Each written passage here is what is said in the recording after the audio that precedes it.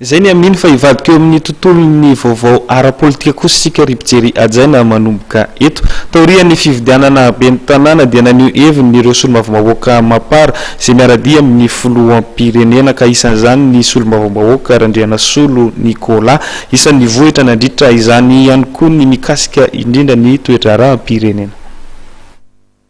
Zay avy eo anatin'ny mapara dia miaradia amin'ny fitapakakana ary avy eo zay reto no isan'ny fantasinareo fa hoe zay manavaravaka tenanay zany fa nisy fifinadamo zay zany tamin'izay fotoana zay nanataka ny hoe fandavana ny problème anazy Assemblée nationale tamin'ny fotoana zany fa zay zany dia naitso fa isotra ny ivoaka malagasy zay mafidianana tono any amin'ny Anosy dia isoraneto zany zareo avy eo zay koa dia mangataka ivoaka malagasy koa mba samby andiny valiny toy fa soa lehibe ny sasany hoe anditariky kotana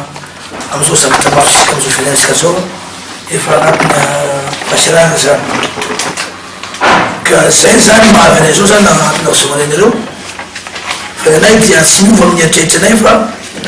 tsy misy miara-miasa amin'ny gouvernemanta ary ny filohampirenena zay amizao fotoana zao eto Madagasikara. Dia zay zany dia mieritreritra ny faniriana zany dia hoe tokony misy ny fivoriana sy ara-potoana mba ahafahana ivahana zany resaka ara-bola zany satria raha tsy izany zany dia tsy mivahy resaka ara-bola io. Dia zao moa zay zany miteny amin'ny namanay amizao hoe aleo sika avelany ampo politique fa aleo sika hitambatra mba hampidirana zany hoe lalàna fanisiam-bola ny 2014 zany 2015 zany hoe ahafahasika mba hahazoandreo ministère io zany ara-bola mba hipakany amin'ny voaka sy matadiana.